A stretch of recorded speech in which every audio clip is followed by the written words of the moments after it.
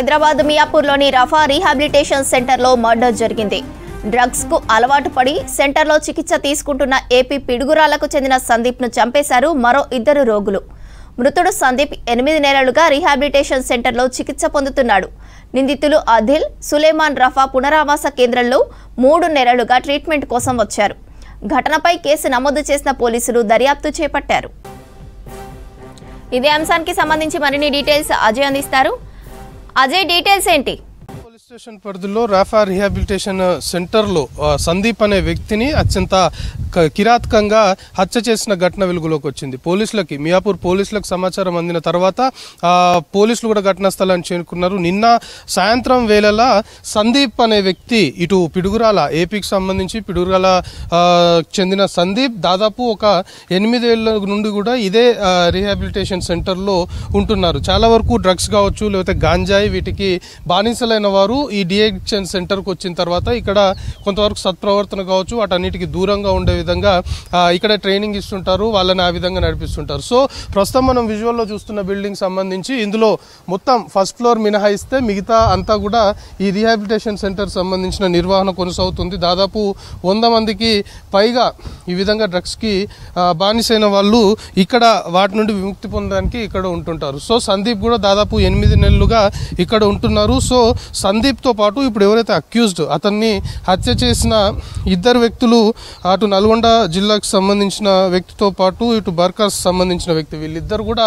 సందీప్తో పాటు ఒకే రూమ్లో ఉంటున్నట్లు ప్రస్తుతం మనకు పోలీసుల నుండి సమాచారం అందుతుంది. అయితే వీళ్ళు ఒక 3 మంత్స్ నుండి ఇదే రిహాబిలిటేషన్ సెంటర్లో ఉంటున్నారు. సందీప్ 8 మంత్స్ నుండి ఉంటున్నారు, వీళ్ళు 3 మంత్స్ నుండి ఉంటున్నారు. సో వీళ్ళు ముగ్గురు ఒకే రూమ్లో ఉండడము, తరచుగా కూడా చిన్న చిన్న వాటికి గొడవ పడుతుండేవారు అనేది కొంత మేరకు ప్రైమరీగా పోలీసులు ఎస్టాబ్లిష్ చేశారు. గతంలో కూడా ఇదే విధంగా గొడవ పడ్డారు. రెగ్యులర్గా కూడా చిన్న చిన్న విషయాలకి వీళ్ళ ముగ్గురు ఒకే రూమ్లో ఉంటుంటారు కాబట్టి తరచుగా వీళ్ళు గొడవ పడుతుండేవారు అనేది పోలీసులు ప్రస్తుతం నోటీస్ చేయడంతో పాటు నిన్న సాయంత్రం కూడా గొడవ జరిగింది. గొడవ జరిగిన తర్వాత ఒక్కసారిగా సందీప్ని హత్య చేయాలి అని వాళ్ళు పూర్తిగా, అంటే సందీప్తో గొడవ జరుగుతున్న టైంలోనే అతన్ని ఈ బిల్డింగ్ సంబంధించి ప్రస్తుతం మనం బిల్డింగ్ ఏదైతే చూస్తున్నామో ఈ బిల్డింగ్ సంబంధించి బాల్కనీలోకి తీసుకెళ్లి కిచెన్ రూమ్ ఉంది. కిచెన్ రూమ్ బాల్కనీకి సంబంధించి అక్కడ కొన్ని కర్రలు ఉండడంతో వాటితోటి ఇద్దరు కలిసి కూడా సందీప్ పైన దాడి చేశారు. సో ఆ దాడిలో సందీప్ మృతి చెందిండు అనేది ప్రస్తుతం పోలీసులు చెప్తున్న అంశము.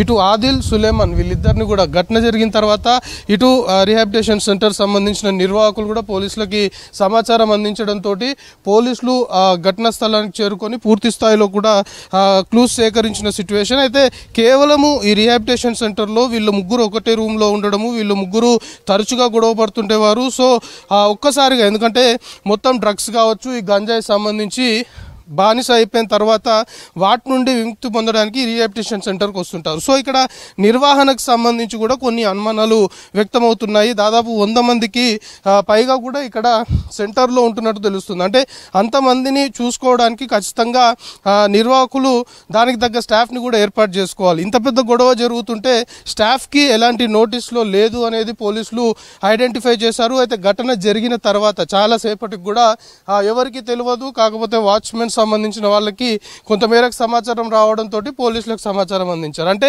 రీహాబిలిటేషన్ సెంటర్ సంబంధించి నిర్వాహకులు ఎవరైతే ఉన్నారో వాళ్ళకి సంబంధించిన స్టాఫ్ కావచ్చు, లేకపోతే వాళ్ళకి సంబంధించి మానిటరింగ్ పైన కూడా పలు అనుమానాలు వ్యక్తమవుతున్నాయి. ప్రస్తుతం సందీప్ పిడుగురాలకు చెందిన వ్యక్తి కాబట్టి వాళ్ళ కుటుంబ సభ్యులకు కూడా మియాపూర్ పోలీసులు సమాచారం అందించారు. ప్రస్తుతమైన డెడ్ బాడీ గాంధీ మార్చురీకి తరలించారు. పోలీసుల నుండి మనకు అందుతున్న ఇన్ఫర్మేషన్ ని బట్టి కేవలము రెగ్యులర్గా జరుగుతున్న గొడవ కారణంగా వీళ్ళు మొత్తం కూడా డ్రగ్స్ కావచ్చు, గంజాయికి ఎడిక్ట్ అయిపోయి ఉంటారు. సో ఇక్కడికి వచ్చిన తర్వాత అవేవి వాడకుండా ఉంటారు కాబట్టి కొంతమేరకు వాళ్ళు కొన్ని సందర్భాల్లో ఈ విధంగా ప్రవర్తించే అవకాశం కూడా ఉంటుంది అనేది పోలీసులు చెప్తున్నారు. సో ఇటు నల్గొండకి చెందిన వ్యక్తితో పాటు బర్కాస్ చెందిన ఇద్దరు వ్యక్తుల్ని కూడా ప్రస్తుతం మియాపూర్ పోలీసులు అదుపులోకి తీసుకున్నారు.